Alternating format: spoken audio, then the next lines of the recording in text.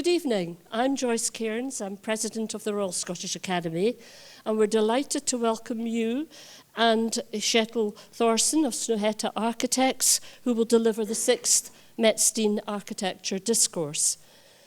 The annual Metzstein Discourse was the original idea of Richard Murphy RSA and inaugurated by the Royal Scottish Academy in memory of Professor Izzy Metzstein RSA, a remarkable architect, teacher, conversationalist, and a huge supporter and former treasurer of the Academy. Izzy, with his partner, Professor Andy Macmillan, RSA, worked in the Glasgow practice of Gillespie, Kidd and Coya, who between them have left some influential and extraordinary buildings. In his role as a teacher and critic, he inspired a whole generation of architectural students at the Mackintosh School of Architecture in Glasgow, the University of Dublin, and here at the University of Edinburgh from 1984 to 1991. He was also a valued part of the Architecture Association in London. His insights, scrutiny, sense of humour, and acerbic wit touched us, all of us, and he is still very much missed in the Academy. I wish to extend a special welcome to Izzy's wife, Danny, his son, Saul, and daughter, Ruth, who are here tonight, and we thank them for their continued support. Now, before we proceed to the main event of the evening, the RSA would like to take the opportunity to mention those who have helped towards making the 2020 discourse happen. We thank Ian Gilzine, Chief Architect, and Sandy Robinson, the Principal Architect of the Scottish Government, for the continued financial support and commitment to the discourse. Also, the Norwegian Honorary Consul General in Edinburgh, David Windmill, and Consul Mona Roney for their generous contribution towards the costs of the publication. We are grateful to ISALA at Edinburgh University for their cooperation and the use of this excellent lecture theatre. And we also thank Fergus Purdie RSA of Fergus Purdie Architects in Perth for his tireless efforts, not only in researching and designing the splendid and informative publication, but in presenting and assisting with the whole event. And lastly, thanks to Colin Greensley, Director of the RSA, and to Matt Hill, our super efficient Academy Coordinator, for his invaluable assistance and patience, which he needs a lot of, in the organisation of this first-class event. Previously, we've been honoured to host 5 eminent speakers: Alvaro Siza from Portugal, Glenn Murcutt from Australia, Peter Zumthor from Switzerland, and Sir David Chipperfield from London, and last year the Grafton architects Yvonne Farrell and Shelley McNamara from Ireland. This year we have gone to Oslo, and the Royal Scottish Academy are very honoured and delighted to welcome Kjetil Thorsen from the internationally renowned and amazing architect Snøhetta, based in Oslo and New York. I shall now hand over to Fergus Purdie RSA, who will formally introduce Kjetil and the 2020 Metzstein Discourse.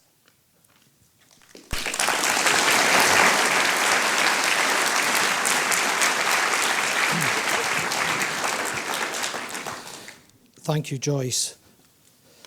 It's been a privilege and an honour to introduce this evening's speaker. I visited Oslo as part of the preparation for this event, and the hospitality was second to none, so hopefully we can reciprocate with this evening's welcome. I'll be brief. I hear sighs of relief, because obviously you've been to one of these events before.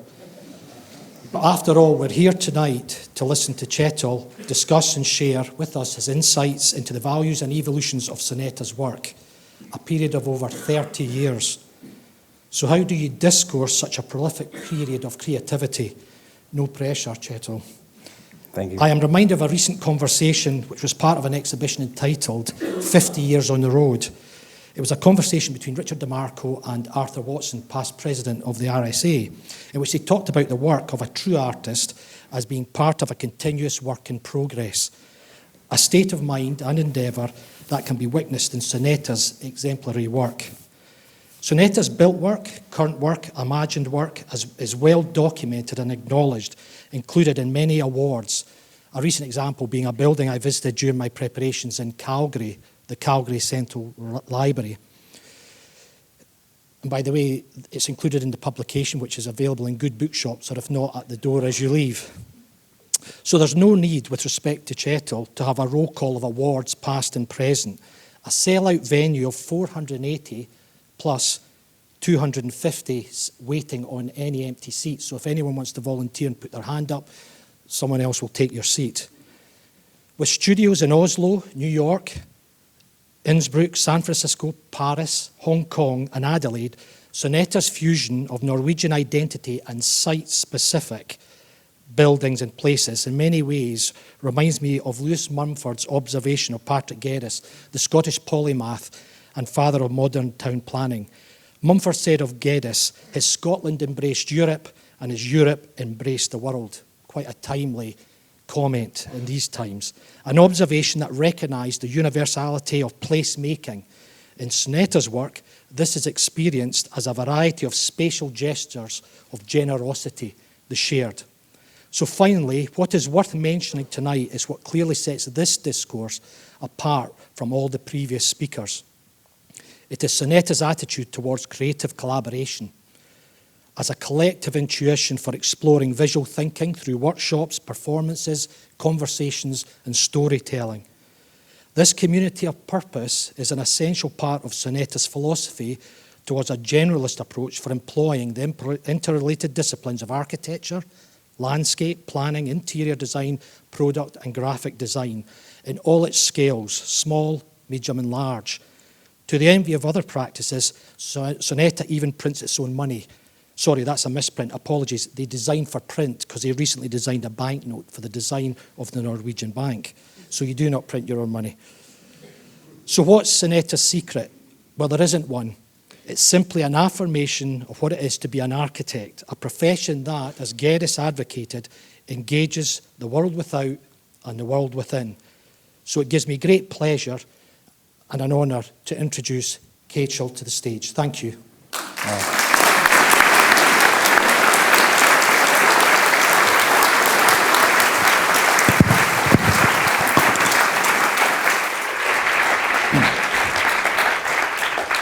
With an introduction like that, I mean, where are you going to go?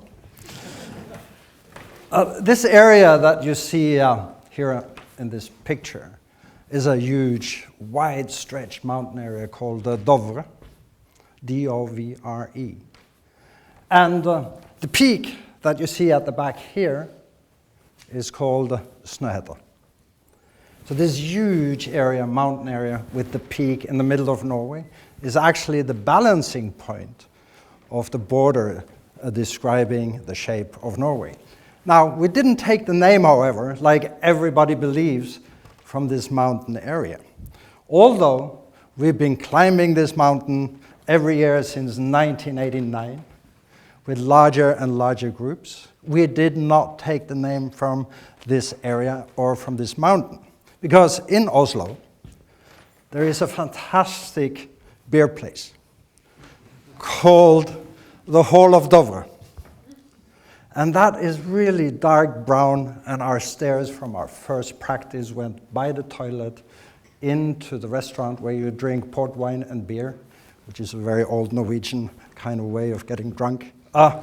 And based on that this beer place was below our first office in the center of Oslo, we took the name Snøhetta. Now, of course, after a certain while, this expands and it becomes more than a joke because you have to live up to this name and you have to live up to the Ö. But the first time we climbed up there, it was kind of exciting because we had already at that time about 5 different nationalities, and Craig, my partner, which you see in the middle there with the cowboy hat, insisted that that was a suitable way of dressing, climbing Norwegian mountains.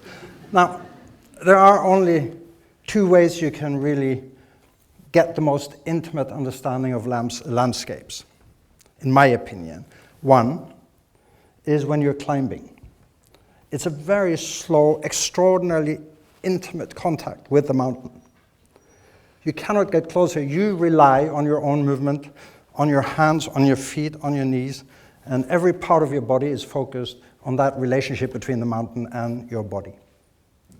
The other one, which is really fast, is skiing, downhill. So you're actually drawing lines through the landscape that could be sections of that topography that you're actually moving through. And if you do both of these things, climb and ski, you know you do it fast and you do it slow, but at the same time, you cannot help creating a certain love relationship with landscapes. Now, in this particular setting, of course, we like the process of talking about names, inventing names and understanding what they could mean, or maybe even put them in different contexts. But it's only because we need, at a certain point in time, to be talking about the essence of what architecture is doing and why it is at all existing, which is people. Now, there is no architecture without us. And we have to recognize this fact. From the very beginning, we start educating the students. Architecture for architecture's own sake does not exist. And in this sequence, you start looking at people, process, and project with that value chain happening in this sequence at the same time.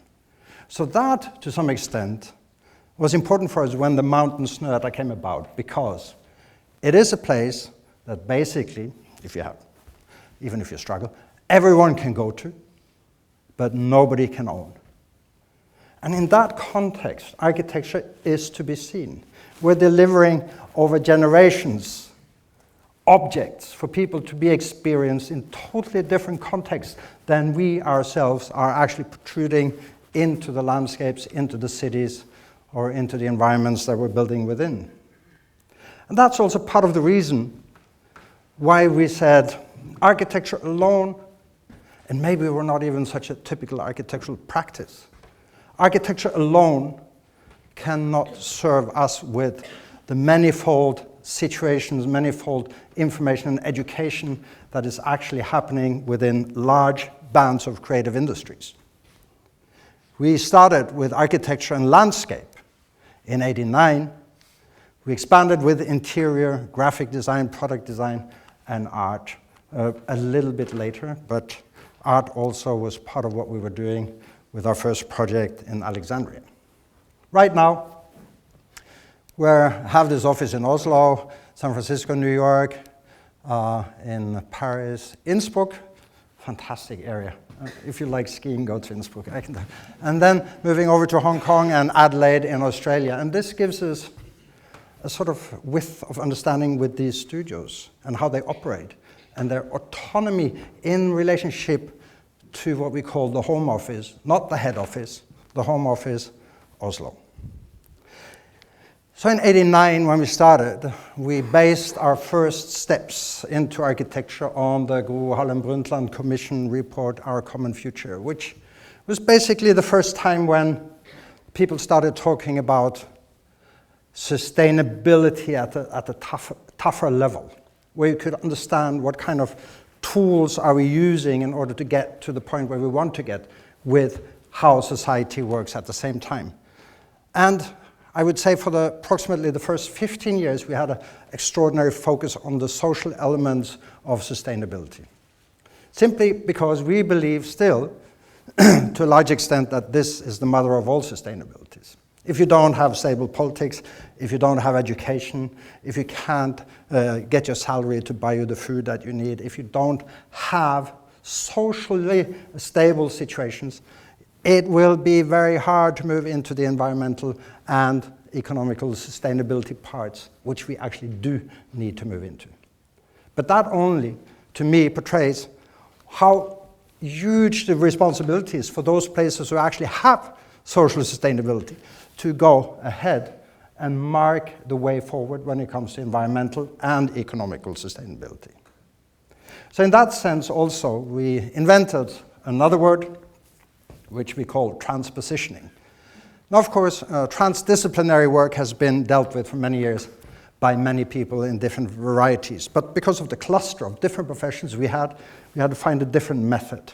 It wasn't enough to bring different people from different professions around the table and have them sit around the table talking, creating things with their own profession as a lead. We had to tell the landscape architect to become the philosopher to become the architect to become the artist to become the sociologist, and so forth. And only then we noticed that people were not full of preconceptions within their own profession. It took them away from certain levels of responsibility, and they could use themselves as people in this process, in the transpositioning process, to come up with things that they did not know they had. We were, so to speak, looking for the musician in the engineer. And that gave us a totally different approach to many of these things. And no longer around this table was it possible to say, I've tried it before and it didn't work.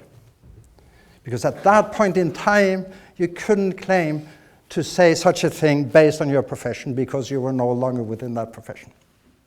So it gave us this possibility of gaming and playing with certain things that put us into something that has occurred later and which has put us into a more conscious way of thinking. Oh, by the way, this transpositioning picture, as you can see, it's all kinds of professions, obviously. And this is at Snøhetta up there, where we go every year. So this was the last crowd. It led us into this ABC of psychology, really. Affect, behavior, and cognition. You all know what these words mean, but if you start putting them into the context of using architecture and design as a tool for where you want to go, they start taking on a different meaning. If we accept the fact that we spend 90% of our lives indoor in the Western world, then who can say that this room does not have an effect on you while I'm talking? And 14% out of these 90% we spend in the toilet. Don't tell me the bloody toilet doesn't matter. It is one of the most important rooms. And based on these elements, we started seeing a totally different behavior when we started discussing architecture as a way forward, not only as a way backward. And we know the conflicts, and we know how things should work, and we know how collaborative elements should be approached in larger groups of people. Like here, discussing the Ground Zero Memorial Pavilion, where we had up to 250 stakeholders in the room at one time, and nobody agreed. Of course, the Republicans don't agree with the Democrats, that's sure. So you have the Jews don't agree with the Muslims not with the Christians not with the police not with the firemen. So nothing. Neighbors, everything was in chaos. And then you start working slowly towards establishing stakeholder groups that bring you into a position at least where you can start talking. So it was the first project we did, which we had to call negotiated architecture, because it was impossible to design. So only through these stakeholder conversations throughout the period of almost 4 years was it possible to achieve a certain level of understanding that then could lead to a possible design like the pavilion. Now, the first project was obviously a huge competition, library in Alexandria, and I'm showing just some few pieces of old work. And especially I'm showing it because I'd like to explain to you that right now we're doing quite a bit of post-occupancy research to see what kind of effect these buildings have had after 10, 20 years, and to try to locate the issues in the further development of projects that we're doing. We've never seen our projects as final products. They're just samples of possible future things that could happen in a different context, in a different setting. But of course, faced with the fact that we should redesign or newly design the Library of Alexandria was almost so scary that nobody actually dared to say the word the Library of Alexandria, simply because the issue with the Library of Alexandria at that time in the ancient history was based on the fact that they wanted to collect books and information and knowledge from all over the world and collect it in the Library of Alexandria. So when boats were coming in with books or papyrus or writings, the Alexandrians used to copy everything that was on board these ships. They would keep the originals and give the copy back. So there is something in this line that happens when you start doing a project like that, because once you give shape to a myth, like the Library of Alexandria, you ruin every individual myth of what that might have been. And it puts you in a terrible situation. So it had to be somehow contemporary in its use and open and accessible to a totally different level of public than what we had seen before. So at the time when it was generated, it was 180-meter diameter library space, and at that particular point in time, it was in fact the biggest library space in one space in the world. And simply generating a completely new openness to the public, to the students, not controlled entrances. At the same time, educating craftsmen and educating especially 20 young stonemasons at the border of Sudan, getting and opening the quarries, getting them in and making them understand how these walls could be done. And all of these things, the social activities, introducing scope for the contractors to understand that every worker on site had to have hard hats, shoes, clean drinking water, XL1, and not one person should be killed on a building site. Not even the reconstruction of a possible library in Alexandria is worthwhile one life. And this puts architecture into different contexts. So the whole issue of how you describe contracts and how they're dealt with in the long run is extremely important for the building industry, because we have the power to push if we want to, and our objects actually do generate movements. So during the Arabic Spring, the Library of Alexandria never closed. It was a place of activism, and it was a place where people learned how to use the different social medias, and it was protected by the public of Alexandria 24/7, simply because it was a place that belonged to them. They had taken on a public ownership. And we will see that that particular ownership to these things also has generated a completely different constellation of users into the library. So you will see that the Bibliotheca Alexandrina employee gender ratio throughout these years has been extremely well received and established. Now, only if you look at the Egyptian labor force per se and compare that to the library, you will see that we are on a fairly good international level when it comes to mix of genders and when it comes to how these things are being seen in a global sense. But more importantly so, it was a library that kept growing when it came to membership. Now, of course, we didn't have the data here, but still there is a growth of young people going to this library. And this growth, that is really hopeful for us. This is what puts it in effect, and we can now say that learning from this is that if you provide young people with an opportunity wherever they are in the world, they will grab it. Not only through their parents, they will grab it themselves. And similarly, we were doing and thinking when we started doing the Opera House in Oslo. So what kind of accessibility do you need in order for a building to become owned by the public? What kind of closeness and intimacy do you need between the ground you're standing on, the chair you're sitting on, or the building you're walking on? These chairs that you're sitting on right now are yours while you're sitting on them. When you stand up and walk out, they go back to this institution. So it's only described based on the fact that you have contact with this chair that you now define it as yours. So that means this closeness to the things that are surrounding us is absolutely primary when it comes to understanding what type of ownership we can have.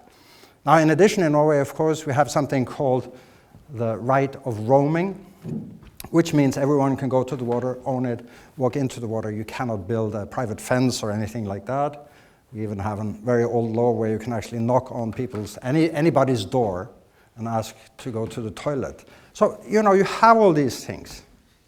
You can put up a tent within 50 meters of any house and stay there 3 nights by law. So it's this kind of way of looking at public accessibility and what that brings into a possible future for us as architects to utilize. So it became this building which sort of expands on this right to roam. It really only tells us that this space that actually describes the Opera House is only there because we want it to be accessible. It doesn't sell anything, no cappuccinos on this roof. And it's just absolutely accessible, including the interior, the artistic, looking from inside out, outside in, filled with the public, getting kids to touch the stone, the marble from Carrara as early as possible, or having people use it in different ways.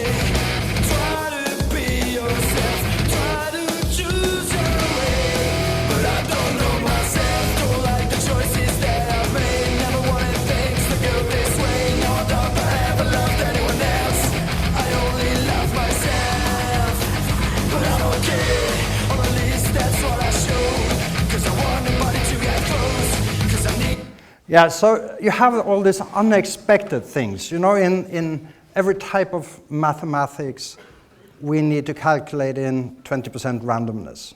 And whatever your calculation tells you, add the 20%. What happens is that once you've established something, things around it start adapting or attaching to it also. Jean Prouvé said, architecture has nothing to resist but nature. Well, it's true. But once that interaction starts happening, you have the unexpected. This is under the Opera House because it's cantilevering into the water. So all of a sudden, we have shellfish, we have new algae, we have different plants that now have found a new home on the inside of the Oslofjord. And it is inspiring to see that that in itself also has a much higher attendance when it comes to the actual performances and what the opera is all about and how people perceive that, which, again, in line, is extremely important when we start arguing culture. So it's actually been cheaper for the government of Norway to invest in this opera house than it was just to continue with the old. So it tells something about the force of culture also changing not only social positions, but also the economy of a city.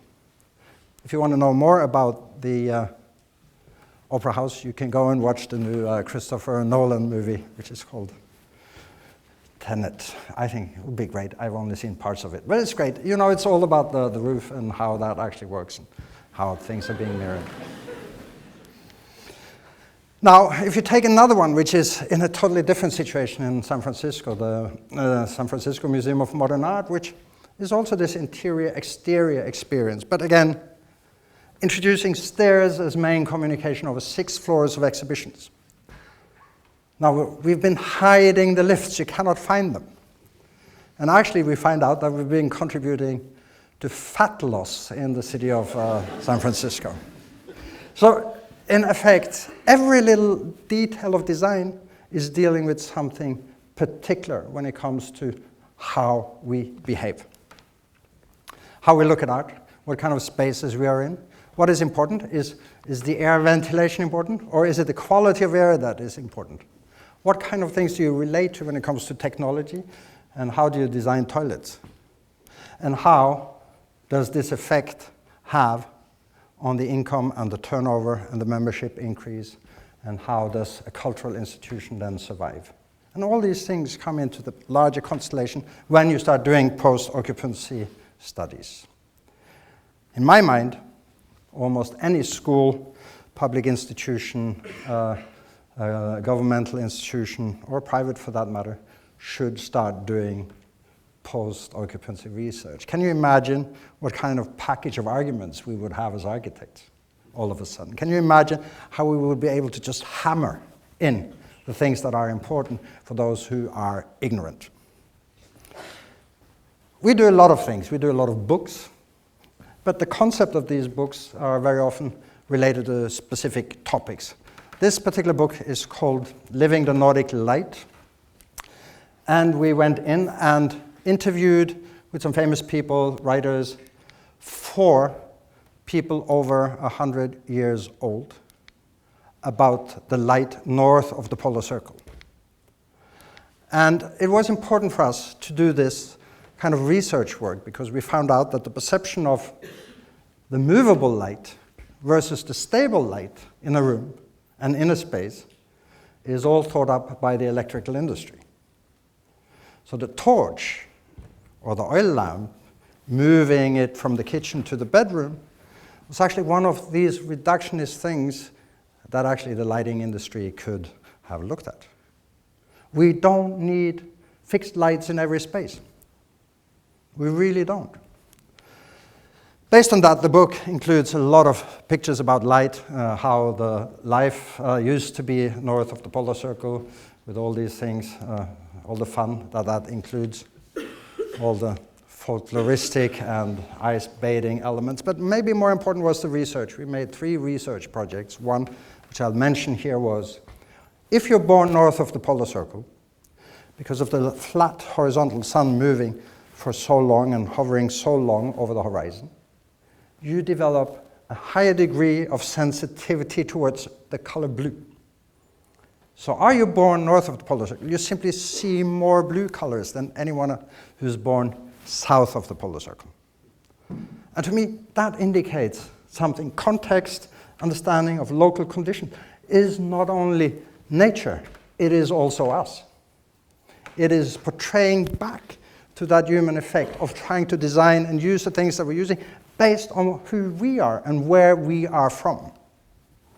So that led us to the final last book that we've worked on, which we've called Collective Intuition. It feels a little bit strange to use these 2 words, but if you want to be very pragmatic about it, it comes out of collective intelligence, and the highest form of intelligence being intuition. And if you combine the 2, you have collective intuition. But it's more a working method. It's more have you sometimes had the feeling that you're sitting in a room and similar things are popping up at the same time because the inner pictures that you've generated all of a sudden corresponded with more than yourself?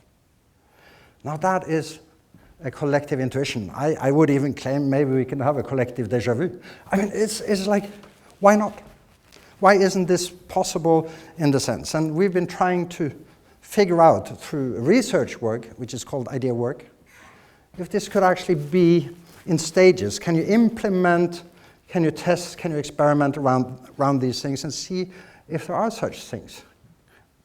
We could call it being in the air. So we have this very, very systematic prepping workshop where the background of the project, independent of the content of the project, independent of the program, we start looking at pictograms which we think should represent the project, 3 of them, 3 pictures, and 3 pictures which do not represent the project. And simply by doing that, we start discussing things that we haven't discussed before. Simple words come out, simple concepts. And then all of a sudden they become contextual. So right now, we're describing our work as contextual conceptualism. I know it sounds a little stupid, but in any case, it is a way of moving because the situation that you're in and the situation that you pull out of that is what gives you the result. So at the very end, these very short words, you saw here particles, but it could be something else.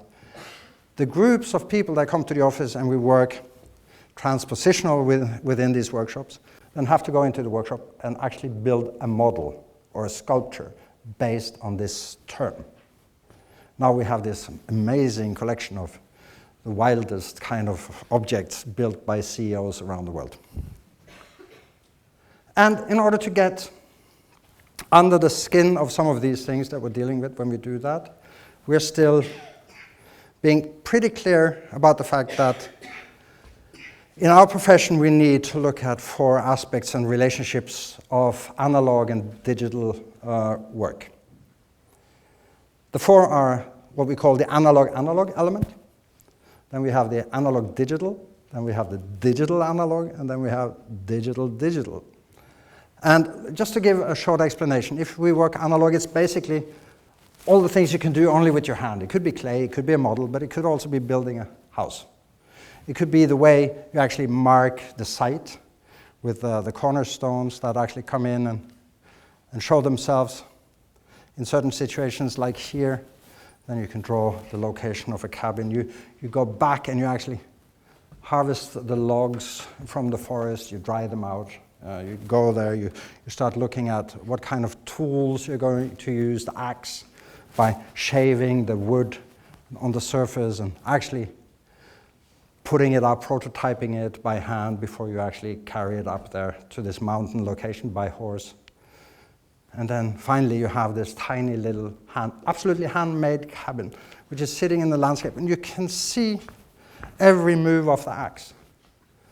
We have 40% less loss in timber, simply by doing it with the direction of the wood. It closes faster, it gets older, it stays longer, and when you treat that with a little bit of tar, you have a small cabin for 21 people.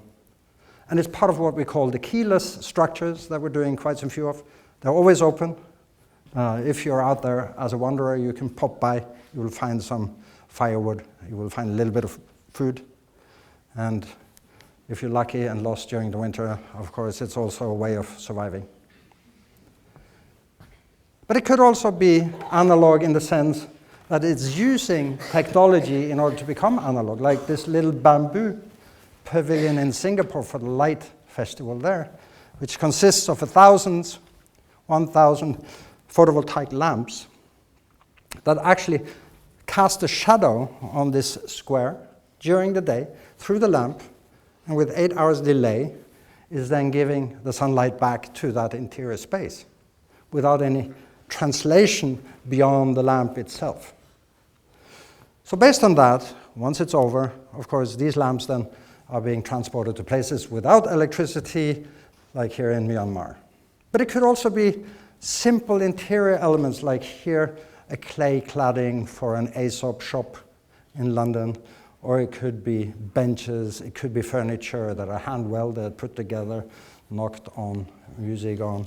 And the reference back here, in this particular case, in the Alps outside of Innsbruck, the reference back to Wittgenstein and his philosophy and the understanding of the language and why things were put in sequence.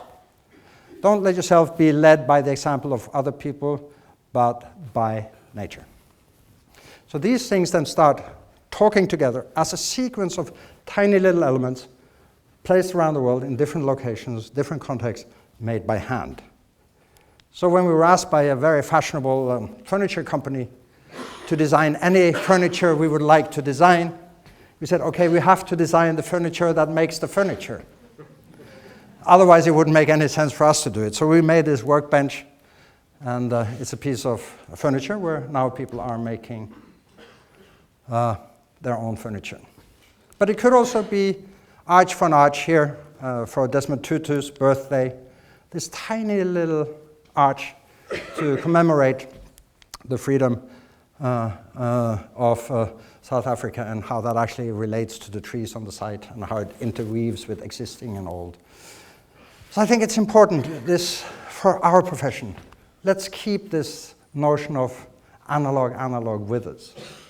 Let's not get overexcited with everything that is pushing us in one direction only. But keep this in the back of your head. Have your own workshops. Do things with your own hands. Because the analog digital is extraordinarily interesting. Now, one example could be the Arabic calligraphy, right?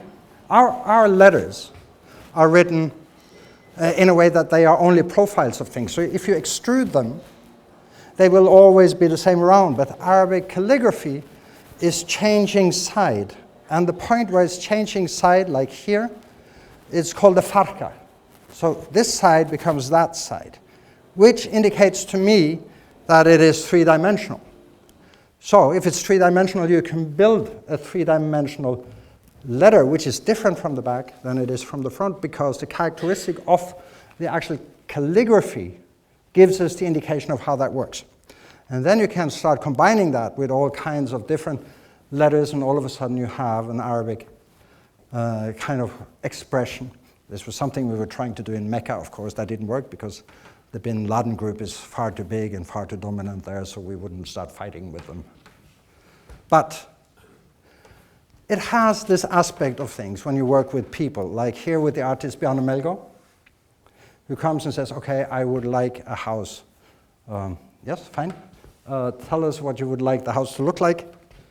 And he came up with approximately 1,000 drawings of houses that started looking like this. And we said, yes, fine, no problem. So we went through a 2-year process, taking drawings, 2-dimensional drawings that he made, and we started interpreting them in 3 dimensions to understand how the drawing would actually have looked like when you looked at it from the backside. And he has an imagination of how this 3-dimensionality actually is, although he hasn't drawn it. So once we had adjusted the sort of emotional level of explaining all these things, all of a sudden we were ready to go for the house. So we took the drawings, we interpreted them 3-dimensionally, put them back into the computer, and computerized every part of it. We triangulated it. We started removing information from the drawing and ended up with a house like this. And then we started calling it a house to die in because it was burned before he moved in. And these sculptures were then directly from his drawings. But here we projected the drawings back on the more triangulated, reduced form that came from his drawings. So I think these kind of things, you can use the computer tool in order to reinterpret things that you have not seen before, because the quality of any algorithm is to be fed with the right things. And if you don't feed it right, you get nothing out of it. Shit in, shit out. And it's just the way it is, and there is no way we can change that for now. Even with artificial intelligence coming to the highest levels of things, we will not be able to avoid the fact that we need to deal with these things. Which puts me into the next. Digital analog kind of perception is when you start designing in a 3-dimensional tool. Well, that is possible, of course. Because the computer allows us to play around with these things, but very quickly you have to test this in your own workshop. So our CNC machine is trying to deal with this on an everyday basis to understand what is that 3-dimensional shape, and then you have a model and you know how the CNC machine and how the carving actually works, and all of a sudden you're ready for the real-time CNC production. And then you have a house, a building, a pavilion, which you could produce 1,000 times with exactly the same shape, but never with the same expression, because the wood would always be different. So in a way, it's this kind of double-sided level of technology following or leading towards the handicrafting. So these wooden elements are stuck together by what we call dry plugging, so they have less moisture in them than the surrounding wood, and when you plug them in, they expand much better than glue, for instance. So yes, this is the Snøhetta cabin we also visit every year, and it's important for us, this kind of lecture that gives us in the translation of possible shape, form, and production lines. Very short time. We only had some few summer months to put it up. And it's also part of the keyless production that we're doing, always open to the public. You can just, as long as you can be able to get there, you can go inside. Now another analog digital, and I'm referring back to the San Francisco Museum of Art again, where these panels that actually are cladding that museum are they are in a way a composite material, but they are concrete with fiberglass reinforcement and mixed with sand from the beaches of California. But in developing these, you start to work with the autonomy of each panel, and you have to do a lot of handicraft work in order to create the forms and the formwork in order to make the expression of this building. So it's coming from a very digital kind of perception of what the building should be and how it should look, and it ends up by being crafted by hand, and by that putting it in a totally different position. Now the other, on the design side, is, for instance, the example of the new Norwegian money, which we designed. That actually is a description from here to here related to the Beaufort scale of wind speed. So if you look at here, the green one, the pixels are square. Here they're slightly longer, slightly longer, slightly longer, and very long.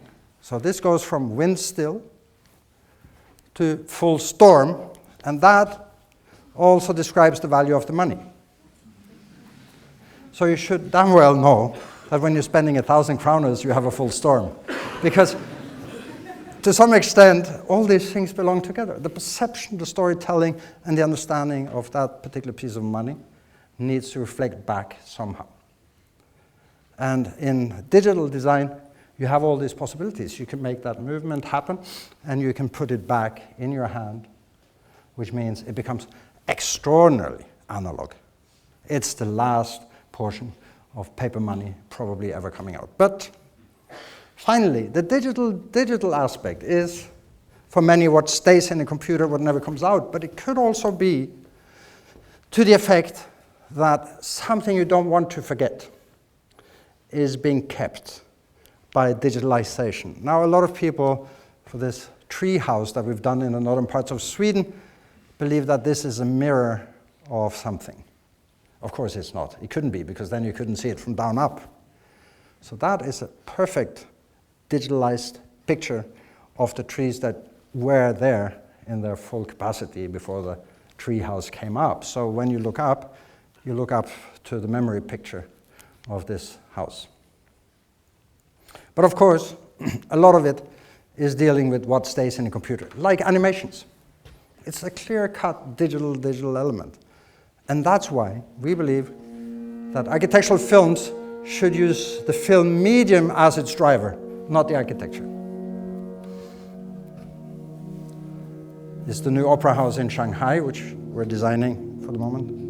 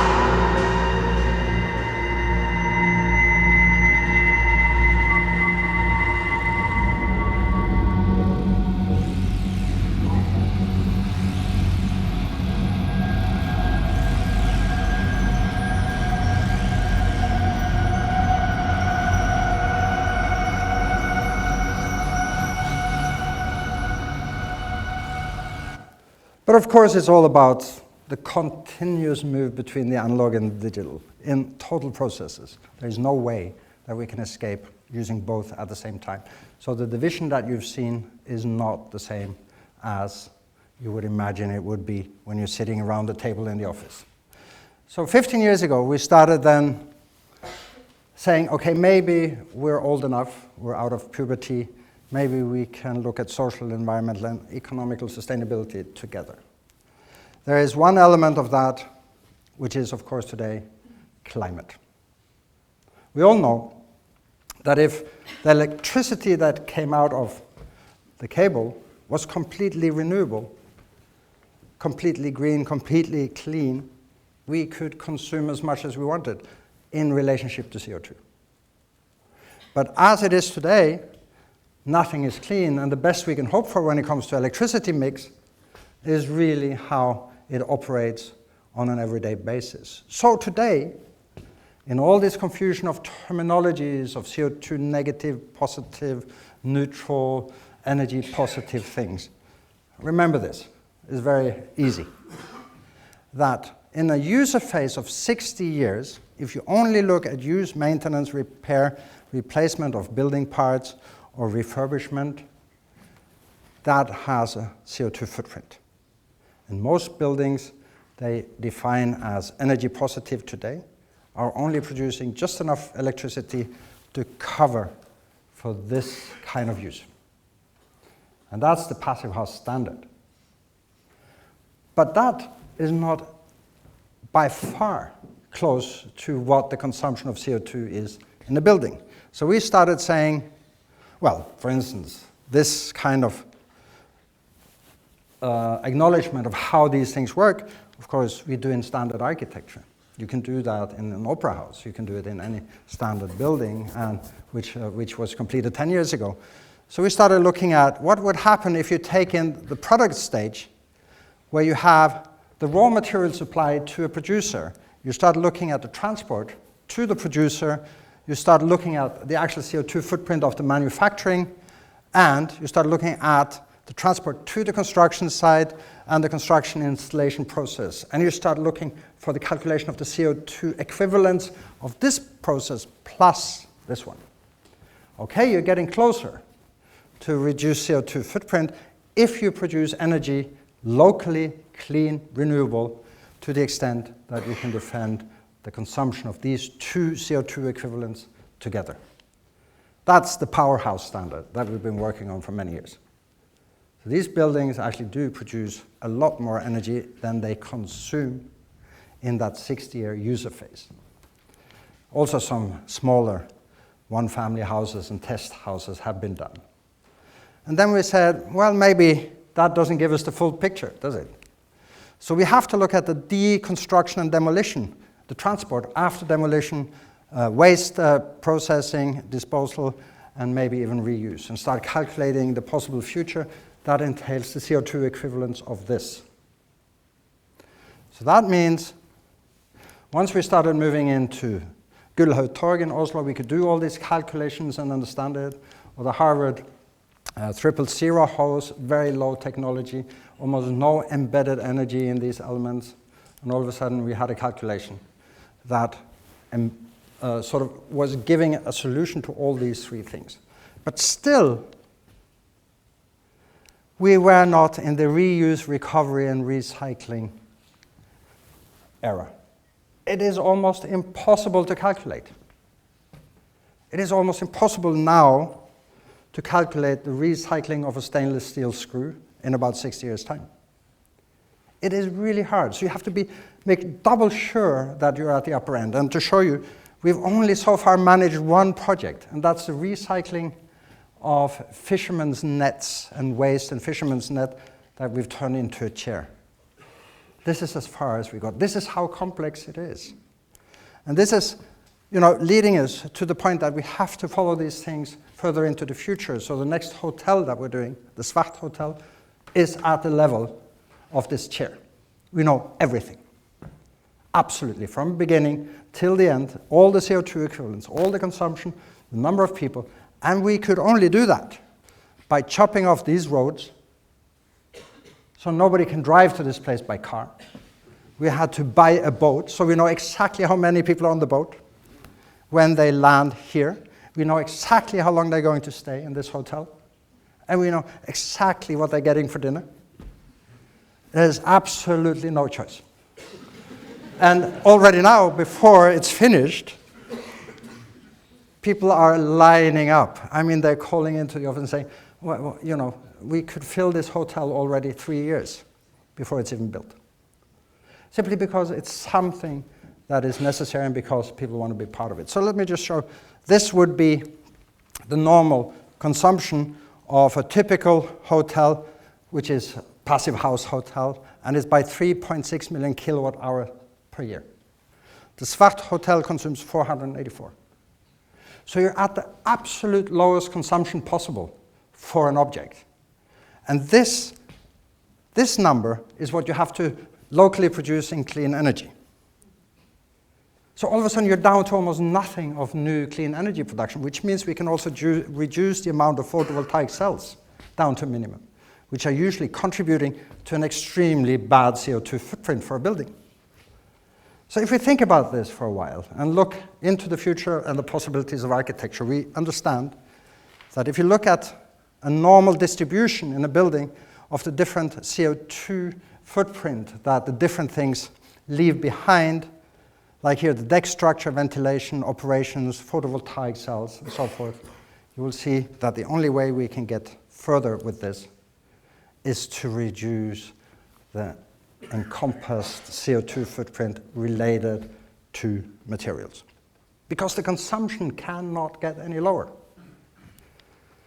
So that means we have to take care of the materials, and we have to look at what kind of materials and metals are endangered. We have to look at the production line and the payback that we're getting. So this is a CO2 equivalent, you could say, or energy consumption down to the day of the opening of a building. And by production of clean energy, you start paying back. And you can see 2015, 2065, you're breaking zero. Then you've paid back so much clean energy production that you have paid back your full CO2 consumption. But if the footprint was much smaller when it came to materials and embodied energy, let's say it moved up to here, then, and we took away the photovoltaic cells, which is this big jump here, we could break the neutrality of CO2 much faster. And that would influence the elements of biodiversity, how we build with the bees, because the climate is really one of the most difficult things that we're dealing with for the moment. So we designed these beehives, high-tech, temperature controlled, of course. You tickled the queen. It's really kind of this very, very high-end beehives, 80,000 bees, 80 kilos of honey delivered straight into a restaurant in the center of Oslo. But also the bird issue. You know, this kind of wall way of dealing with birds in the future and how that could be included into the CO2 production line and the recovery of these things. All of a sudden you have birds' nests allowed in the whole design of the facade.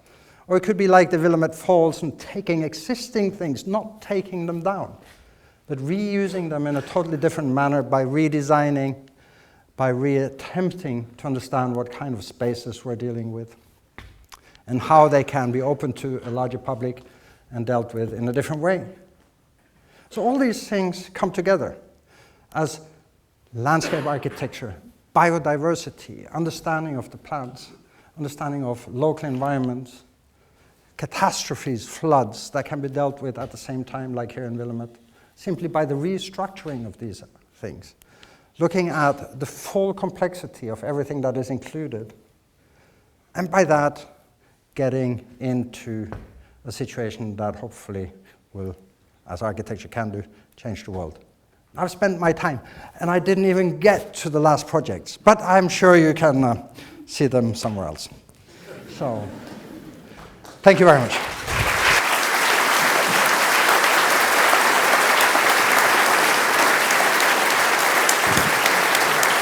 I'll do Q&A now.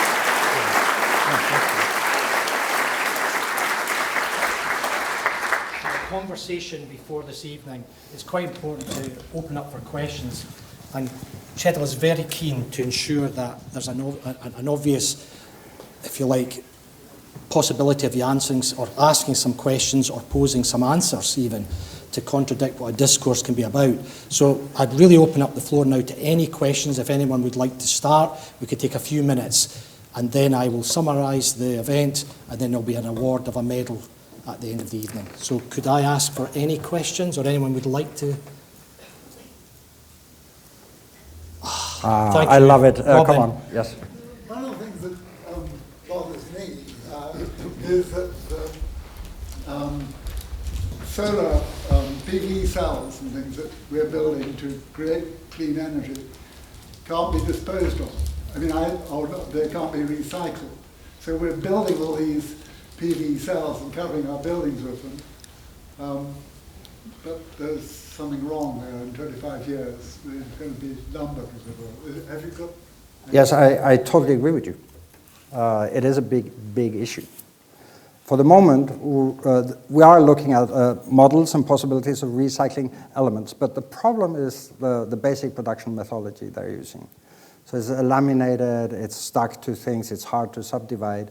So mechanical solutions are up and coming.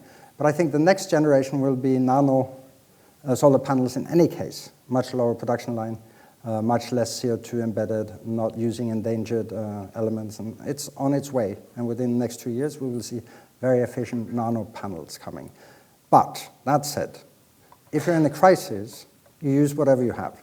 And that's part of the reason why we reverbed and went into the solar panel clean energy production, because there is no other way of actually dealing with it locally. So this context, you know, the beauty with sun is that every place on Earth has the same amount of sun during a year, or daylight during a year. So that means basically you can produce it anywhere on Earth, but you have to store it differently. So to us, this issue of the photovoltaic solar panel cells started becoming an issue when we saw how urgent it was to start to produce local, renewable solar energy. And that was the solution at hand. But I do agree. But it's being worked on. Yes. Can you please just click through your project? Okay.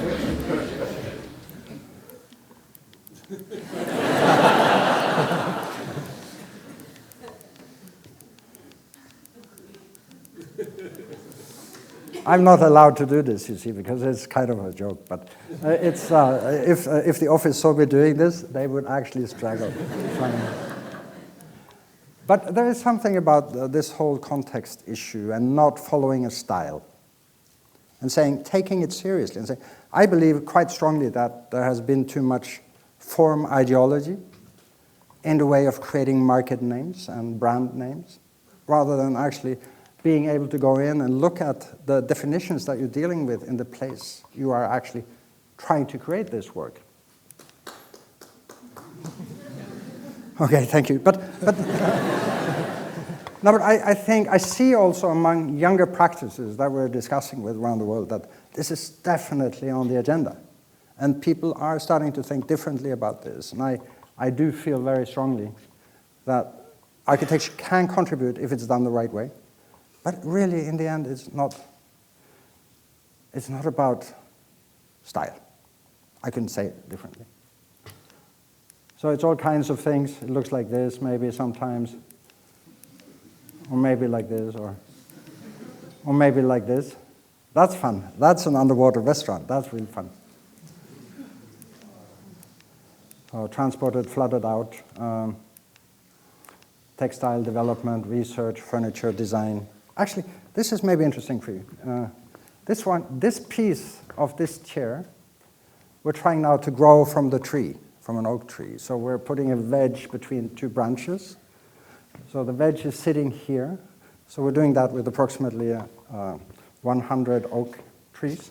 And then you don't have to chop the tree to have a leg. You only chop the branch. It's great. And then the tree can still grow. So it's working. So it's this kind of observation marine biological platform. We've actually discovered 2 new types of jellyfish just by looking out the window.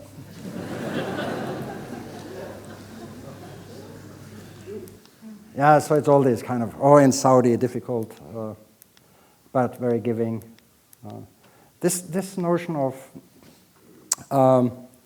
contemporary, very high-end production lines, like producing and bending these pipes. Maybe I can go back and just see a little bit of it. You know, you have this enormous precision, 0.3 millimeter precision in bending pipes. And then, you know, you can clad a building with these pipes then, right? Like 3,000 kilometers or whatever. And then that detailing system combined with rammed earth then all of a sudden gives a span of 3,500 years of construction history. So once you've done the rammed earth and the stainless steel And when they meet, all of a sudden, you can read history in the building. Yeah. Last score, the same thing. Endless. I would now like to just say a few words in summing up, and then invite for the presentation of the medal, and then there might even be a little bit of time afterwards without forming queues to have a brief word personally. In terms of this evening, it describes an architecture for me, and it's interesting the point about style, that is not style over substance, that is rigorous, reflective in its thinking, and it can be poetic, pragmatic and functional at the same time. These may be old-fashioned words, but they're still relevant and they still have a quality to them in terms of practicing architects.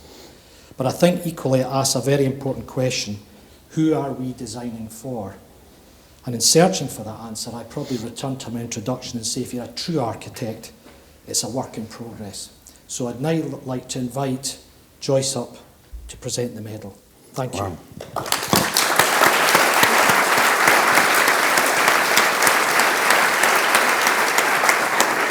Thank you. Yeah, thank you.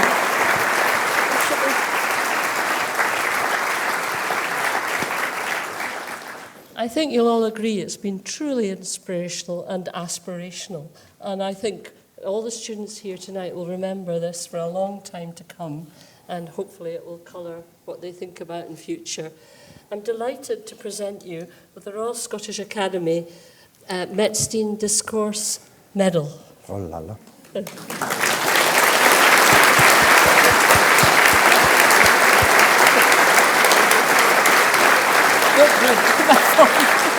I have to. Oh, look at this. I can see myself in it. Well, thank you very much, everybody, and thank you for coming. It's been a pleasure. Thank you.